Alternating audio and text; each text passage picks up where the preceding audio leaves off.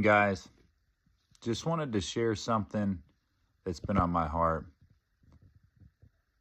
You know, when you have a radical encounter with the Lord, like I did, it changes everything, changes your whole life, makes you realize that the entire gospel is true and that Jesus really did die for you, he loves you, and that God sees you as him, and it's so undeserving. It's a gift. So, I'm still in my flesh. So after my encounter, especially the more time that has went by, I clearly heard God's voice. But as my flesh can sometimes doubt, it brings me back to something God told me. See, I had an encounter outside this church at night, heard his voice clearly in my head. One of the first things he said to me was strange. He said, "Since you came here when we told you, you no longer have to be here to hear me." And I was like, all right, that was weird.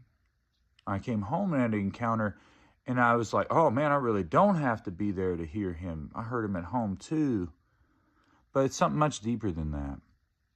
On days that are harder, things that might seem tough, well, I think about what he told me. I think about his words. The one that come to mind the most is when I was starting to hear him after he said that to me. I told God, I said, I don't deserve this. And I meant hearing his voice.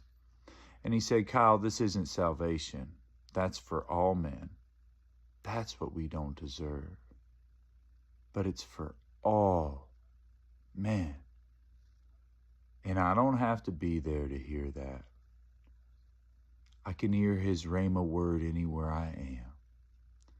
If I was on my deathbed, if I was in jail, if I was at the top of a mountain, or finishing a race, or disqualified, I could hear the words that God spoke to me.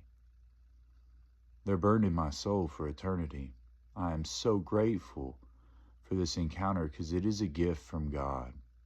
Just like George Foreman said, who am I? Just some sinner down here that the God of all creation exposed himself to me.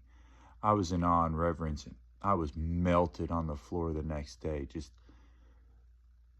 Just not worthy of this life, this beautiful house, this really beautiful wife, beautiful kids, all this stuff.